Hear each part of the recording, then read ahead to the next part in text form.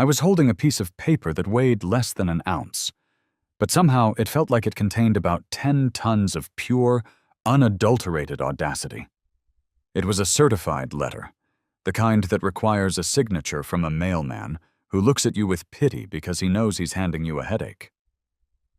I stood there on my front porch, coffee in one hand, lukewarm now, thanks to the interruption, and this heavy cream-colored envelope in the other. The return address was embossed. That little raised texture that screams, "We spent your HOA dues on stationery instead of fixing the pothole on Elm Street." Oak Creek Estates Homeowners Association was stamped in gold foil in the top left corner. Below it, in a font that I can only describe as passive-aggressive sans serif, was the name of the sender. Mrs. Patricia Higgins, President. I hadn't even opened it yet, and my blood pressure was already doing that thing where you can hear your own pulse in your ears. You know the sound? Whoosh, whoosh. It's the soundtrack of a man about to lose his absolute mind. I took a sip of the cold coffee, grimaced, and tore the envelope open with my teeth because I didn't have a free hand, and I was too annoyed to put the mug down. I pulled out the single sheet of paper. It was thick, heavy stock, expensive. I unfolded it and started to read, hoping it was just a generic newsletter about trash can placement or a reminder that Christmas lights have to be down by January 15th. It wasn't. "Dear Mr. Michael Henderson," it began. Formal. Cold. "It has come to the attention of the board that your property at 402 Maple Drive contains a drainage gradient that is essential to the hydrological integrity of the neighborhood's water management system." I stopped reading. Hydrological integrity? I'm a software engineer, not a hydrologist, but I know for a fact that my backyard is flatter than a pancake and hasn't seen standing water since the Great Flood of '98. Looked out at my lawn. It was pristine, green, dry. I went back to the letter. Due to recent concerns regarding potential subsurface erosion, the board, under the direction of the Architectural Control Committee, requires immediate and unfettered access to the rear of your property for inspection and ongoing monitoring. Effective immediately, you are instructed to remove the padlock from your rear gate and leave it unlatched between the hours of 8 o'clock a.m. and 6 o'clock p.m., Monday through Friday, to facilitate random compliance checks by authorized HOA representatives. Failure to comply will result in a daily fine of $150 and potential legal escalation. I lowered the letter. I looked at the street. It was a nice street. Trees, manicured lawns, birds chirping. It looked peaceful, but it was a lie. I was living in a war zone, and the first shot had just been fired by a woman whose hairstyle probably hadn't changed since the Reagan administration. Unfettered access, I whispered to myself, testing the words. They tasted like bile. Random compliance checks. I didn't buy this house for the granite countertops or the open-concept living room. I didn't buy it for the school district or the proximity to the highway. I bought this house for exactly one reason: the 6-foot, cedar plank privacy fence that surrounded the backyard. It was my fortress of solitude, my sanctuary. I work from home. I spend 8 hours a day staring at code that makes my eyes bleed. When I clock out, or when I take a break, I go into that backyard. I sit on my deck, I grill steaks. I sometimes just lay in the grass and stare at the clouds like a 5-year-old. It is the only place on earth where I don't have to answer to anyone. No bosses, no clients, and certainly not Patricia Higgins. I looked down the street toward the Higgins residence. It was 3 houses down on the left. A pristine, terrifyingly symmetrical 2-story colonial with a lawn that looked like it was cut with nail scissors. And there she was, Mrs. Higgins, She was standing on her own driveway, arms crossed, staring directly at me. It was like she had a radar for distress. She saw me holding the letter. She knew. She started walking toward me. Now, I'm a reasonable guy. I pay my taxes. I tip 20%. I hold doors open for people. But Mrs. Higgins tested the limits of my social contract. She was a small woman, maybe 5'2", but she carried herself with the authority of a 4-star general inspecting the troops. She wore a floral blouse that looked like a couch from 1984, and khaki pants that were ironed so sharply they could sever a limb. "Mr. Henderson," she called out when she was still 50 feet away. Her voice was shrill, the kind of tone that cuts through glass. "I see you received our correspondence." I didn't move. I just waited on my porch, gripping the letter. "I did, Mrs. Higgins. Just now." She reached the edge of my driveway and stopped, respecting the property line only because stepping over it uninvited wasn't part of her current power play. "Excellent. We've been very worried about the drainage. Very worried." "Drainage," I repeated flatly. "Patricia, it hasn't rained in 3 weeks. My yard is bone dry. There is no drainage issue." She tutted. She actually tutted at me, shaking her head like I was a toddler trying to explain quantum physics. "Subsurface, Mr. Henderson, subsurface. Just because you can't see the water doesn't mean it isn't wreaking havoc on the foundation of our community. The integrity of the soil is paramount." "And for this invisible water," I said, stepping off the porch and walking down the driveway to meet her, "you need me to unlock my gate? Permanently?" "During business hours," she corrected, tapping a pen against a clipboard I hadn't noticed she was holding. "For spot checks. The board needs to be able to access the easement to measure moisture levels." "There is no easement in my backyard," I said. "I checked the survey when I bought the place 2 years ago. My property line goes to the back fence. The utility easement is in the front, by the sidewalk." Her eyes narrowed. They were small, beady eyes, magnified slightly by her glasses. "The HOA bylaws, Section 4, Paragraph C, state that the board reserves the right to access any property for emergency maintenance or to prevent community blight. Erosion is blight, Mr. Henderson." "It's not an emergency if you're scheduling it between 8 and 6, Monday through Friday," I countered. "That's a job. You're asking to turn my backyard into a public park for the HOA board." She straightened up, puffing out her chest. "We are volunteers, Mr. Henderson. We do this for the good of the neighborhood. And frankly, your gate being locked is a safety hazard. What if there was a fire? How would the fire department access the rear of the home?" "They have axes, Patricia, big ones. They don't need the combination to my master. Lock." She didn't like that. Her lips pursed into a thin line, disappearing entirely. "The lock comes off by Monday morning, or the fines begin, and I will be checking. Personally." "You're telling me," I said, stepping a little closer, lowering my voice to that dangerous level of calm, "that you intend to enter my private property, without my permission, whenever you feel like it?" "It is not private property when it concerns the association," she snapped. "You signed the covenants when you bought the house. We have the authority. If you obstruct an inspection, we can place a lien on your home. Do not test me, Michael. I have been on this board for 20 years. I have seen residents come and go. The ones who cooperate stay. The ones who don't." She let the sentence hang in the air, a threat wrapped in polyester. "The ones who don't, what?" I asked. "Disappear into the subsurface water?" "They find that living here becomes difficult," she smiled. It wasn't a nice smile. It was the smile of a shark that had just spotted a seal with a limp. "Monday, 8:00 a.m. Gate unlocked. Have a blessed day." She turned on her heel and marched away, her sensible shoes clicking on the pavement. I watched her go, the rage simmering in my gut like a pot of chili left on the stove too long.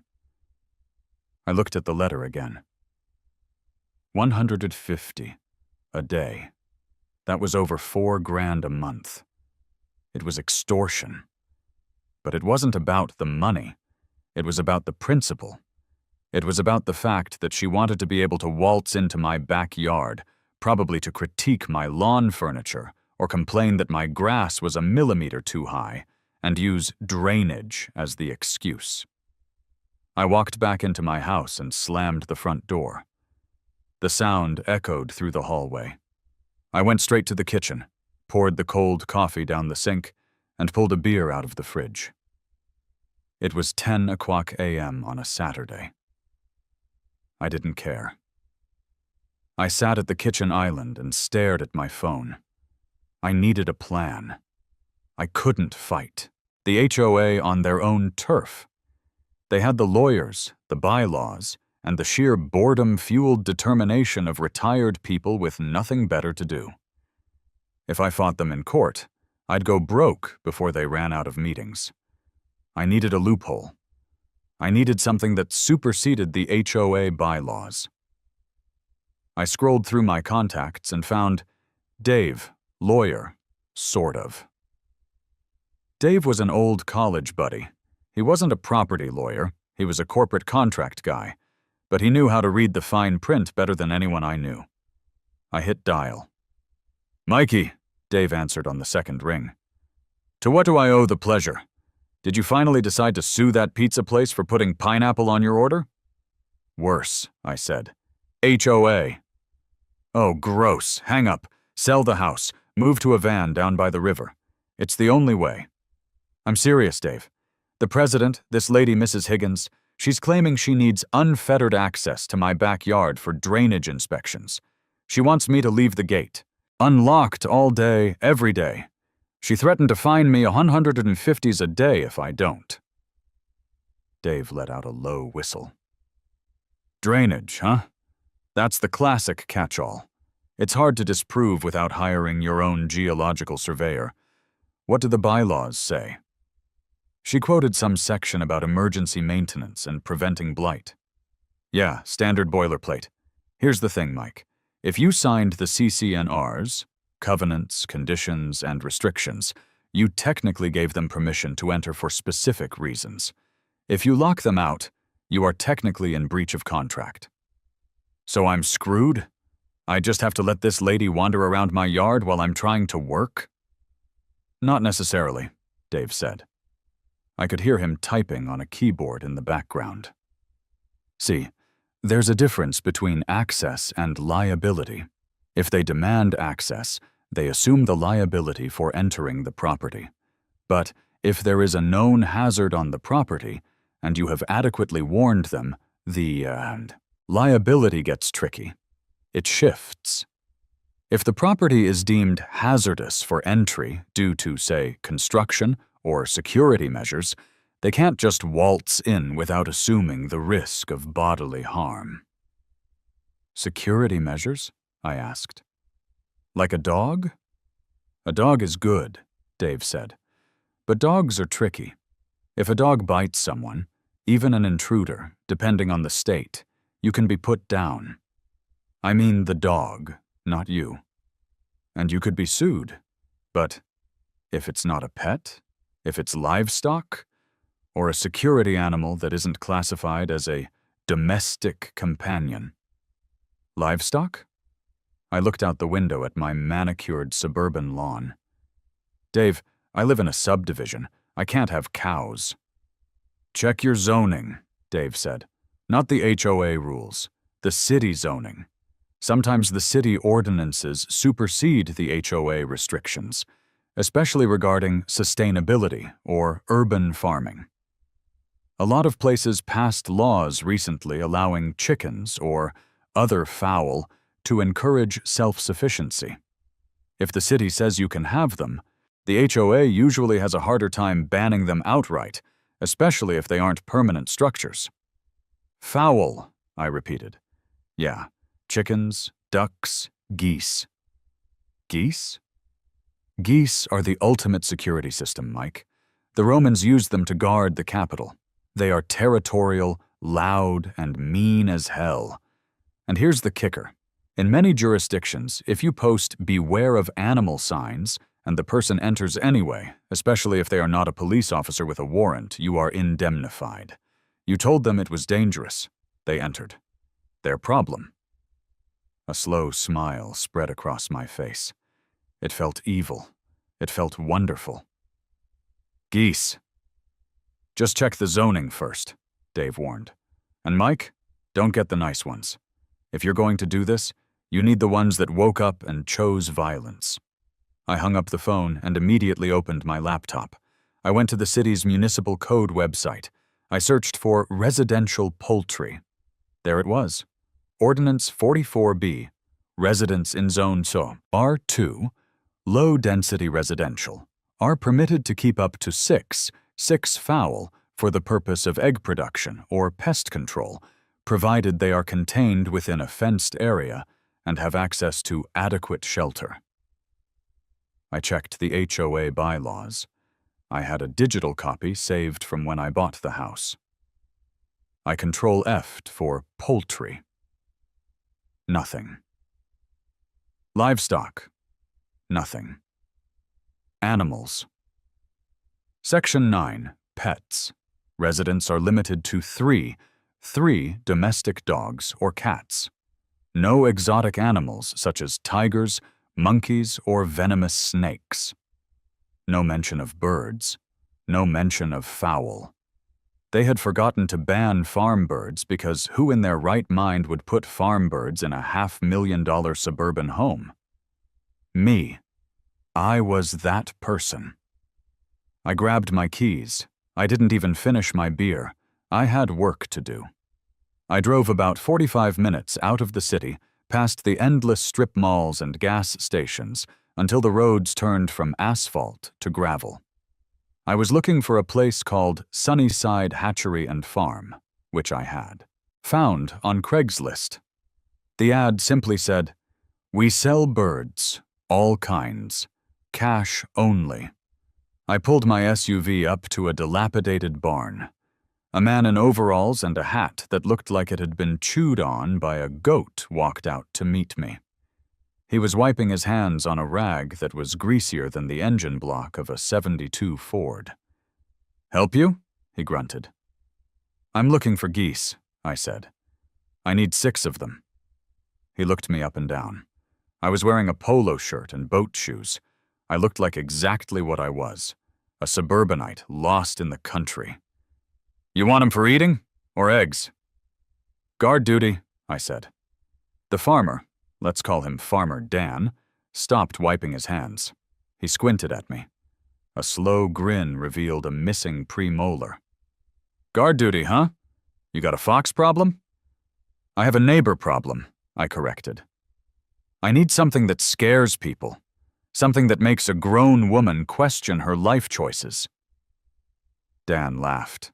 It was a dry, raspy sound. "Well, son, you don't want the pilgrims. They're too heavy. You want the Chinese geese, the Weider geese. See them over there?"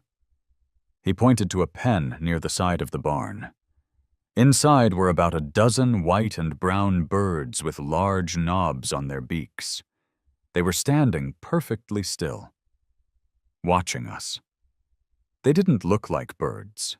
They looked like a street gang assessing a tourist. "Are they mean?" I asked. "Mean?" Dan spat on the ground. "See that big white one in the middle? I call him Lucifer. Last week he chased a FedEx truck 3 miles down the road. He don't bite to eat. He bites because he hates you personally. These birds are loud, they're territorial, and they have zero fear of God or man." "Perfect," I said. "I'll take Lucifer, and 5 of his angriest friends." "You got a cage?" "I have the back of my Ford Explorer." Dan shook his head. "You're gonna regret that. But all right, $50 a bird." "Sold." The next hour was a blur of feathers, honking, and sheer physical struggle. Catching Lucifer was like trying to wrestle a pillowcase full of bricks that could also pinch you. Dan grabbed him by the neck, gently but firmly, and shoved him into a large dog crate I had bought on the way over. Lucifer hissed. It wasn't a quack, it was a hiss, like a leaking gas pipe. We managed to get 6 of them loaded. Lucifer, a gray one I named Attila, a spotted one I named Brutus, 2 identical noisy ones I named Karen and Ripper, and finally, the smallest but arguably the craziest one, Fluffy. Fluffy had a crazy look in his eye. He kept pecking the metal bars of the cage, testing them. "Good luck," Dan said as I closed the trunk. "You remember they eat grass and bugs, and souls, mostly grass though." The drive home was a nightmare. The smell hit me about 5 miles in, a mix of wet bird and barnyard funk. The noise was worse. It sounded like I was transporting a symphonic orchestra tuning their instruments in a wind tunnel. Honk, hiss, screech.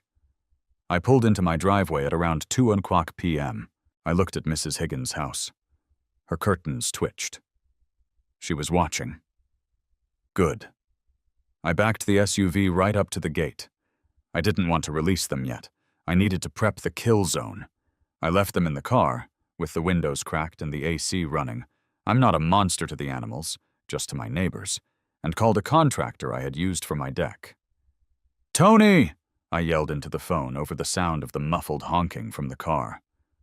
"I have a rush job. Triple rate if you can come out today." "Mike, is everything okay? You sound manic." "I'm fantastic, Tony. I need you to reinforce my fence.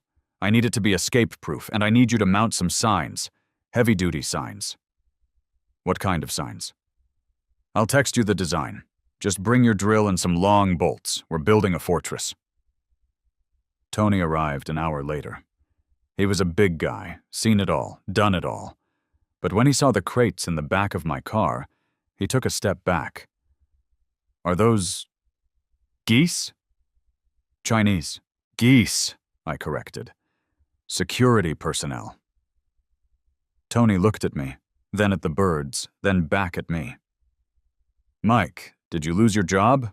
Is this a meth thing? You can tell me." "It's a Higgins thing," I said. Tony's face darkened. He had done work on Higgins' house before. He knew. "Say no more. Where do you want the signs?" I had printed them at the local office supply store on rigid aluminum blanks. Bright red background. Bold white text. "Warning. Biological security system in place. Aggressive waterfowl. Enter at your own risk. Not responsible for injury or loss of dignity." "I want one every 10 feet, I said. "And one right on the gate. Bolt it through the wood so it can't be unscrewed from the outside." Tony went to work. He reinforced the bottom of the fence with chicken wire so the geese couldn't squeeze under. He checked the latches. He mounted the signs. The zip-zip of his impact driver was the music of my revenge. By 5:00 p.m., the yard was ready.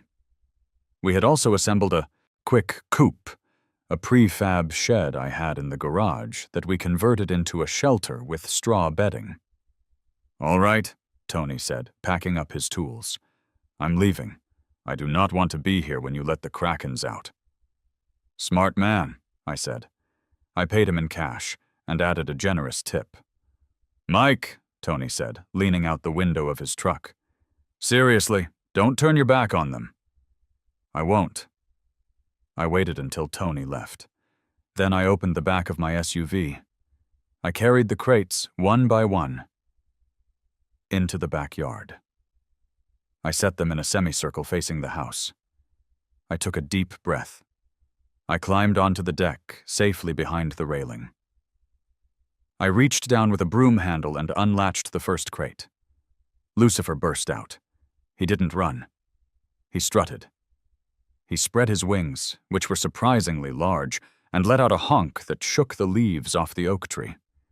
He looked around, saw the green grass, saw the pool, saw the space. He claimed it instantly. I released the others. Attila, Brutus, Karen, Ripper, and Fluffy joined the formation. They started grazing immediately, ripping up weeds with a violence that was impressive. Then, Lucifer looked up. He saw me on the deck. He tilted his head. He hissed. Yeah, I'm the landlord," I said to the bird. "You work for me. Your job is to eat bugs and terrorize the lady with the clipboard. Got it?" Lucifer honked. I took that as a yes. I walked to the back gate. I unlocked the heavy padlock that I usually kept on it. I removed the chain. I left the gate secured only by the standard gravity latch. Anyone could open it from the outside by just lifting the lever. But right at eye level, bold and red, was the sign, "Danger, aggressive geese." I went inside, made myself a sandwich, and sat by the window. I sent an email to Mrs. Higgins and the HOA board. Subject: Compliance with access request, dear. Mrs. Higgins, per your demand, the padlock has been removed from the rear gate of 402 Maple Drive to facilitate your drainage. Inspections. Access is now available. Please be advised that the property is currently patrolled by free-range security poultry as permitted by City Ordinance 44B. Please observe all posted safety warnings on the perimeter fence. The homeowner assumes no liability for interactions with the animals should you choose to enter the property. Regards, Mike Henderson. I hit send. I checked the time. It was Saturday evening. She wouldn't come tonight. She would come Monday morning. She was a stickler for the schedule. Sunday was a training day. I spent the day on the deck tossing lettuce to the squad. I learned quickly that they could be bribed, but not tamed. If I had lettuce, I was a god. If I didn't, I was a target. This was perfect. Higgins wouldn't have lettuce. Monday morning arrived. The sun rose. The birds were already awake, honking softly as they patrolled the perimeter. I could see their little webbed feet pacing back and forth along the fence line. They knew the territory. Now, this was their kingdom. At 7:55 a.m., I brewed a fresh pot of coffee. I set up my camera on a tripod in the kitchen, pointed directly at the backyard gate. I also pulled up the feed from the Ring floodlight camera I had mounted above the shed. At 8:01 a.m., I saw her. Mrs. Higgins. She wasn't alone. She had a young guy with her, maybe 20 years old, wearing a polo shirt that was too big for him. He was holding a tape measure and looking miserable. An intern. Poor kid. They walked down the side path of my house. I watched on the monitor. Higgins was marching with purpose. She reached the gate. She saw the bright red sign. She stopped. She read it. She adjusted her glasses. She turned to the intern and said something. The audio on the camera picked it up faintly. "Ridiculous. Probably a bluff. He just wants to scare us. Open it, Kevin." Kevin looked at the sign. Aggressive waterfowl. He looked at Higgins. "Mrs. Higgins, it says enter at own risk. Maybe we should knock." "Nonsense," she snapped. "We have the authority. Open the gate. I need to measure the gradient near the back flower bed." Kevin, poor, sweet, doomed Kevin, reached out. He lifted the latch. I took a sip of coffee. The gate swung inward. For a split second, nothing happened. The yard looked empty. The geese were near the shed, out of the direct line of sight. Higgins stepped in. "See? Nothing. Just theatrics." She took 3 steps onto the grass. "Honk!" It came from the left. A sound like a trumpet blown by a demon. Lucifer exploded from behind the rhododendron bush. He didn't fly. He ran, his neck extended parallel to the ground, wings spread wide to make himself look like a feathered B-52 bomber. Higgins froze. "What in the—" Then the others came. Fluffy and Ripper flanked her from the right. It was a tactical ambush. I swear they had practiced this. "Oh my God!" Kevin screamed. He was still standing in the gateway. Lucifer reached Higgins. He didn't peck her. He went for intimidation. He rushed her shins, hissing loudly, flapping his wings against her legs. The force of a goose-wing slap is surprisingly strong. It's like being hit with a heavy pillowcase. "Get away! Shoo! Shoo!" Higgins shrieked, swinging her clipboard wildly. This was a mistake. Aggression begets aggression. Attila saw the clipboard as a weapon. He launched himself into the air, hopping up to chest height, snapping his beak. "Ah!" Higgins did a clumsy pirouette, trying to fend them off. She dropped the clipboard. Kevin, in a moment of pure survival instinct, backed out of the gate and slammed it shut. "Kevin, open the gate!" Higgins screamed. She was trapped inside. With them. I almost choked on my coffee. I hadn't anticipated the intern locking her in. It was better than I could have dreamed. Higgins was now running, actually running, in a tight circle, pursued by 6 angry geese. She scrambled toward the only high ground available, my patio table on the lower deck. She hiked up her khaki pants and clambered onto the table, knocking over a citronella candle. The geese surrounded the table. They paced around it, honking rhythmically. It was a siege. "Help! Help! I'm being attacked by chickens!" she screamed at my back door. I unlocked the sliding glass door and stepped out, holding my mug. I stayed behind the screen door, though. Safety first. "Morning, Patricia," I called out cheerfully. "They're geese, actually. Chinese watch geese. Lovely breed." Call them off this instant," she shrieked, her hair coming undone. Lucifer nipped at the heel of her sensible shoe dangling off the table. She pulled her legs up, hugging her knees. "I can't really control them," I said, taking a sip. "They're free range, very independent. Did you not see the sign?" "I am going to sue you for everything you own," she yelled, her face beet red. "I am the president of the association." "And they are the presidents of the backyard," I said. "Look, if you stay very still, they might lose interest in about 20 minutes. Or you can make a run for the gate. Kevin seems to have abandoned you." I pointed to the gate. Kevin was gone. He was probably halfway to his car. "I am calling the police!" she screamed, fumbling for her phone in her pocket. "Go ahead," I said. "I'll wait." It took 12 minutes for the police to arrive. I know this because I timed it. During those 12 minutes, Mrs. Higgins remained perched on my patio table, clutching her knees, while the geese settled into a comfortable loafing formation around the base. They weren't attacking anymore. They were just waiting. It was psychological warfare. Every time she tried to shift her weight or lower a foot, Fluffy would stretch his neck out and let out a low, guttural hiss that sounded like a tire deflating, and she would scramble back to the center of the table. I stayed inside, finishing my coffee, watching the scene unfold like a slow-motion nature documentary where the predator is a waterfowl and the prey is a middle-aged woman in khakis. When the squad car pulled up, I saw the flashing lights reflect off my living room window. I sighed, put my mug in the dishwasher, and walked out the front door to meet them. I wanted to control the narrative before they saw the hostage situation in the backyard. 2 officers stepped out. One was a burly guy who looked like he'd been on the force for 20 years, Officer Miller, according to his badge. The other was younger, looking a bit confused by the dispatch call. "Sir," Officer Miller said, hitching his belt. "We got a call about, well, the dispatcher said, a woman being eaten by dinosaurs. We assumed that was a typo." "Ah, yes," I said, putting on my best concerned neighbor face.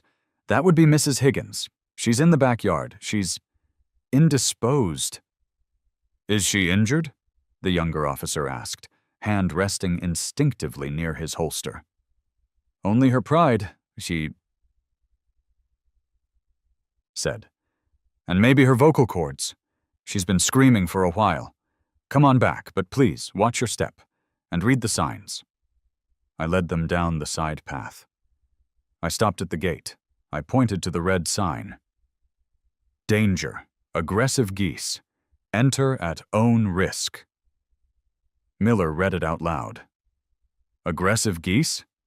He looked at me, one eyebrow raised. Security system, I explained. City Ordinance 44B. They're fully legal. We walked to the gate.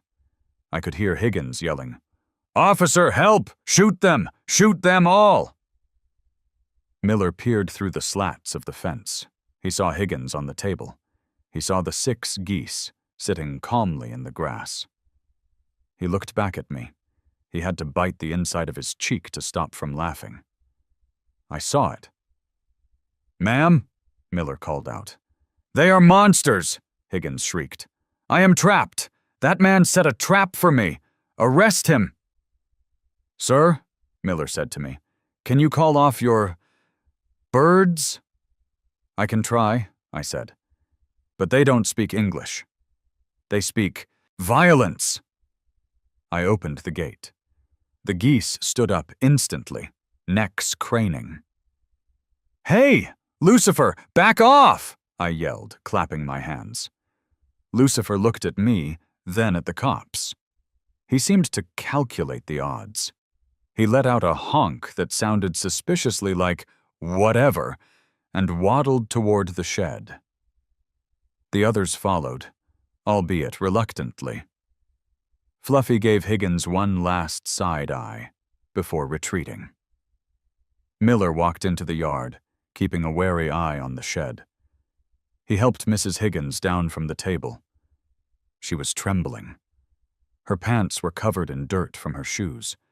Her hair was a bird's nest of its own. "Thank God," she panted, clutching Miller's arm. "You need to arrest him. Assault with a deadly weapon. Reckless endangerment. Kidnapping." "Kidnapping?" Miller asked. "Ma'am, did he force you into the yard?" "Well, no," she stammered. "I entered to perform an inspection, as is my right as HOA president." "Did you unlock the gate?" Miller asked, pulling out a notepad. It was unlocked. He left it unlocked to lure me in. "And did you see the sign?" Miller pointed to the bright red metal square on the gate post. She hesitated. I thought it was a joke, a decoration." "Ma'am," Miller sighed, closing his notepad, "you entered a fenced property marked with a warning sign. The homeowner was not present to escort you.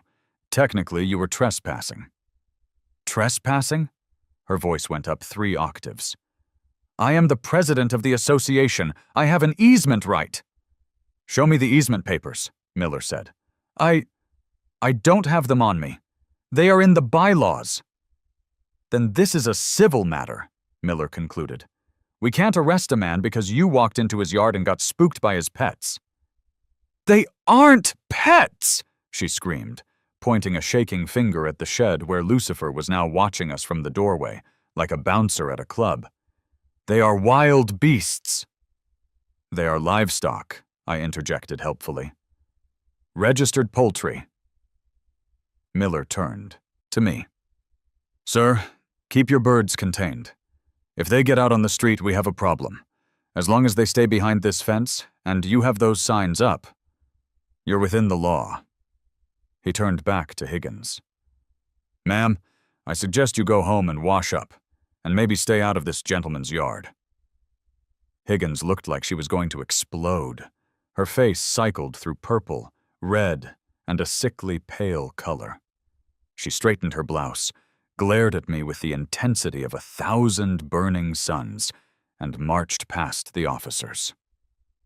"This isn't over, Michael," she hissed as she passed me. "You will hear from our lawyers. You will hear from the city. I will have those birds roasted by Friday." "I like mine with a nice orange glaze," I called after her.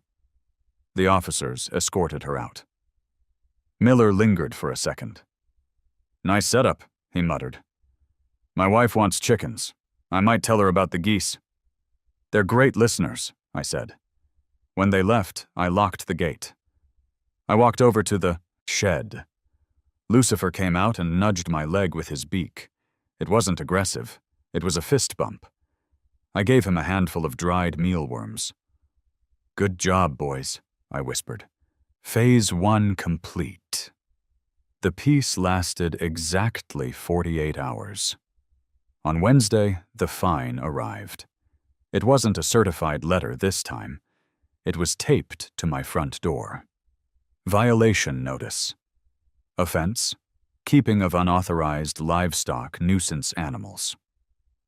Offense: installation of non-approved signage. Fine: $500. Remedy: immediate removal of animals and signage. I didn't even blink. I scanned the document and emailed it to Dave, my lawyer friend. Dave replied 3 minutes later. Ignore it. The bylaws don't define nuisance animals specifically enough to override the city ordinance, and the signs are required by liability law, which trumps HOA aesthetics. If they try to foreclose, we sue for harassment. But keep the camera rolling. They're going to escalate. Dave was a prophet. Higgins realized she couldn't come in herself. She was too scared. And she couldn't send the police. So, she went for the mercenaries. On Friday morning, a white van pulled up. Green Thumb Landscaping and Maintenance was stenciled on the side. I didn't have a contract with Green Thumb. The HOA did. I was in my office, which overlooks the front yard, when I saw 3 guys get out. They were big guys. They looked like they wrestled tree stumps for fun. They were carrying weed whackers, leaf blowers, and a very large ladder. Higgins was nowhere to be seen. She was commanding from the rear, like a coward general. I watched as they walked around to the side gate. I switched my monitor to the backyard camera feed. The lead guy, a man with a beard that took up half his face, reached for the latch. He saw the sign. He paused. He turned to his buddy and laughed.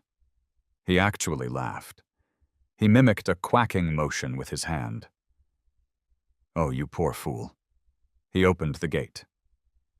Hello? Landscaping? He shouted. No answer. The yard was silent. The geese were in the bunker, the shed. They had learned. They didn't patrol constantly. They waited for the breach. The 3 men walked in. They started their equipment. The roar of the leaf blowers was deafening. This was an invasion of noise. The vibration must have triggered something primal in Lucifer. I saw movement in the dark doorway of the shed. The lead landscaper turned his back to the shed to blow some leaves near the fence. He didn't see the white missile launch itself from the darkness. Lucifer didn't hiss this time. He just attacked. He hit the guy in the back of the knees with his full body weight, flapping his wings violently. The guy yelped, spun around, and tripped over his own leaf blower. He went down hard. Then the rest of the squad deployed. It was chaos. Absolute, beautiful chaos. The landscapers were armed with power tools, but they were afraid to use them on animals. You can't just weed whack a goose. It's frowned upon. So they were trying to fend them off with their boots and the plastic nozzles of the blowers. But the geese were fast. They were low to the ground. They were nipping at ankles, grabbing pant legs, and flapping their wings in faces. A goose wing to the face stings. It's like getting slapped with a dense rubber mat. One guy dropped his weed whacker and climbed the fence. He literally scaled a 6-foot cedar fence in under 3 seconds. That's Olympic-level athleticism, inspired by pure terror. The third guy, the one with the ladder, tried to use it as a shield. He held it up, backing away. "Back! Get back!" he yelled. Attila and Brutus weren't intimidated by aluminum. They rushed him, honking in stereo. The guy panicked, swung the ladder, hit the bird feeder, sending seeds everywhere, and then abandoned the ladder entirely to sprint for the gate. The lead guy, still on the ground, managed to scramble to his feet. He looked like he'd been in a bar fight with a tornado. He bolted. They all cleared the gate in record time. The last guy didn't even bother to latch it. I walked out to the driveway just as they were throwing their gear into the van. "Everything okay, fellas?" I asked, leaning against my car. The bearded guy looked at me. His eyes were wide. You got demons in there, man. Not birds. Demons." "They're just particular about their grass," I said. "Did Mrs. Higgins send you?" "Yeah," he spat. "She said it was a routine trim. She didn't say anything about guard raptors. I quit. I'm not doing this house. I don't care what she pays." He slammed the van door. They peeled out, tires screeching. I went back inside and saved the video footage. I titled the file, Battle of Green Thumb at MP4. The following week, the atmosphere in the neighborhood changed. People started walking on the other side of the street when they passed my house. I saw neighbors pointing at the "Enter at Own Risk" signs. I had become the local urban legend, the crazy guy with the attack geese. But I still needed actual work done. My pool pump had been making a weird noise, and I couldn't put it off. I called a local pool guy, a guy named Steve who ran his own one-man operation. When Steve arrived, he saw the signs. He didn't laugh. He called me from the driveway. "Hey, Mike," Steve said on the phone. "I'm outside. The sign says aggressive geese. Am I gonna die if I come in?" "Stay there," I said. "I'll come get you." I walked out with a large Ziploc bag full of frozen peas. "Here's the deal, Steve," I said, handing him the bag. "They are mercenaries. They can be bought. When you go in, throw a handful of these to the left. While they eat, you walk to the pool equipment on the right. If one approaches you, do not run. Just offer more peas. It's a toll." Steve looked at the bag, then at me. "Okay, cool. I like peas." We walked in. Steve was calm.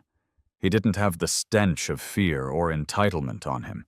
He tossed the piece of the squad, swarmed the green treats, completely ignoring him.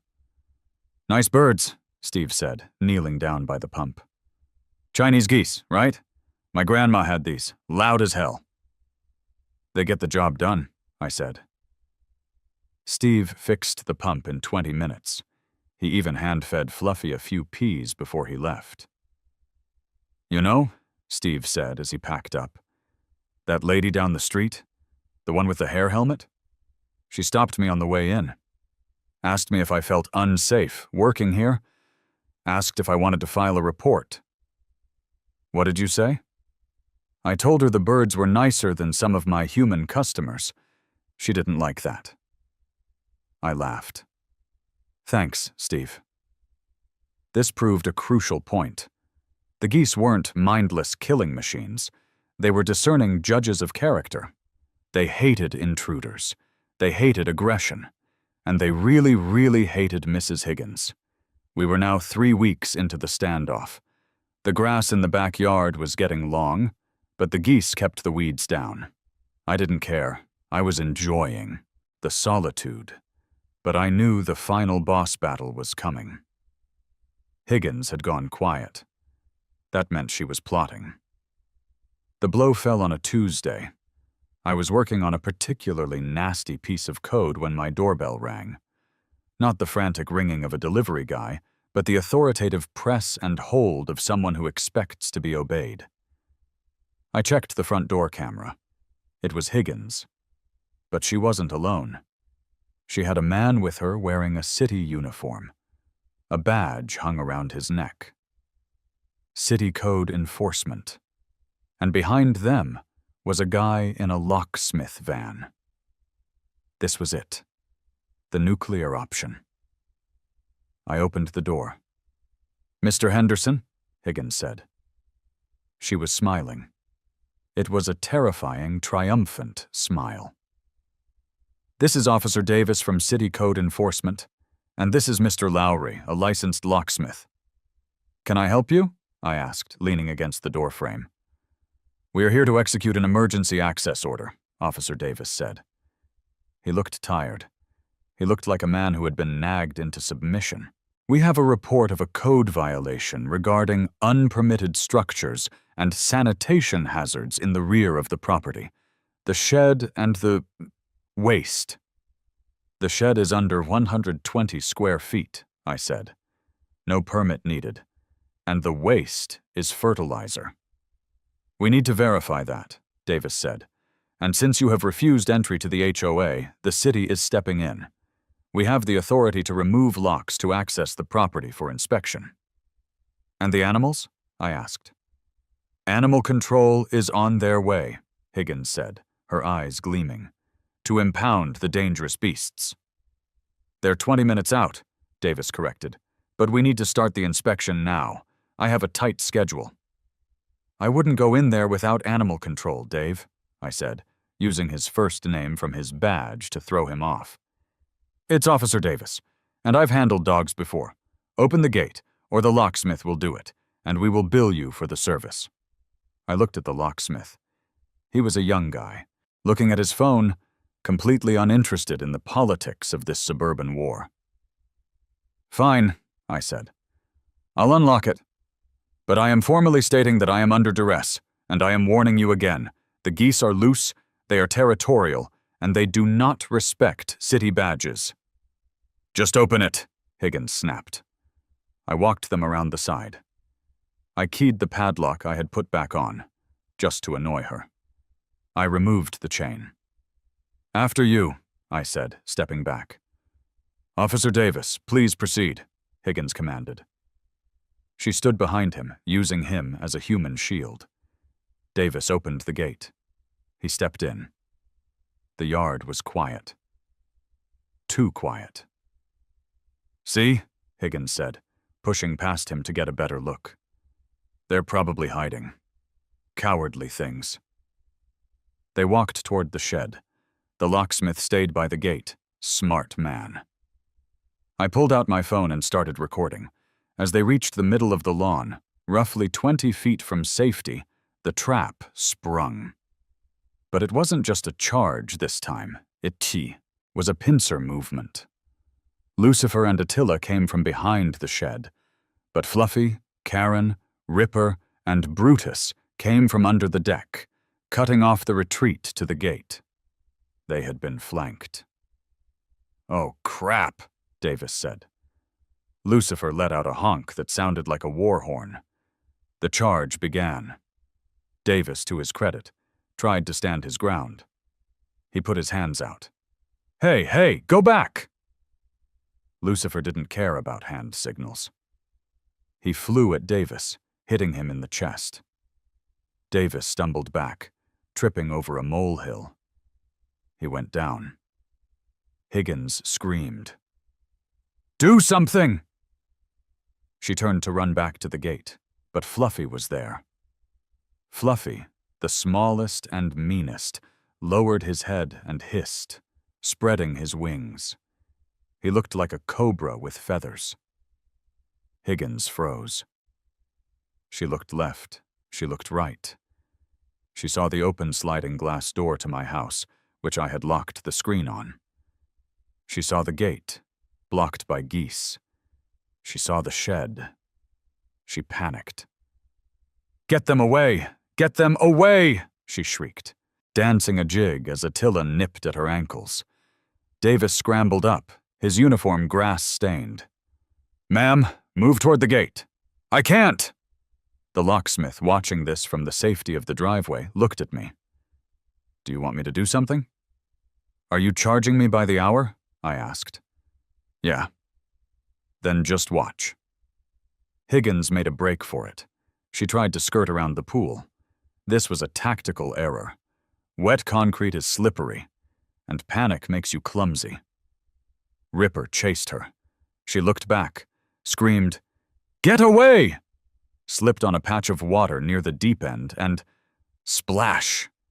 It was a glorious sound, a heavy, rhythmic kaploosh that resonated through the neighborhood. Mrs. Patricia Higgins, HOA president, arbiter of drainage, was now fully submerged in the chlorinated waters of 402 Maple Drive. The geese stopped at the water's edge. They honked in triumph. They knew water was their element, but they didn't need to go in. The victory was already won. Davis stood there, brushing dirt off his pants, looking at Higgins bobbing in the pool. Her hair helmet was deflated. Her glasses were crooked. She was sputtering. I am going to... She gargled water. Officer Davis, I called out from the driveway. Would you like to inspect the shed now, or would you like to help the lady out of the pool? Davis looked at the geese, who were now doing a victory lap around the pool deck. He looked at Higgins. He looked at me. Inspection canceled due to unsafe environment, Davis muttered. He turned around and walked out the gate, giving the geese a wide berth. I walked to the edge of the pool. The geese parted for me like the Red Sea. I extended a pool skimmer pole to Mrs. Higgins. Need a hand, Patricia? She stared at me. If looks could kill, I would have been vaporized on the spot. She grabbed the pole. I pulled her to the stairs. She climbed out, dripping, shivering, defeated. She walked to the gate, squelching with every step. She didn't say a word. She just walked past the locksmith, past the city officer, and down the street to her house. I looked at the geese. Lucifer let out a soft honk. Good boy, I said. The aftermath was swift and brutal, but not for me. My video of the splash didn't go public. I'm not that cruel. But the story spread. The locksmith told the mailman told the neighbors, the city officer told everyone at City Hall. Animal control never showed up. Apparently, Officer Davis canceled the call, listing the reason as homeowner-compliant complainant fell in pool. 2 days later, there was an emergency HOA meeting. I attended. I brought a plate of cookies.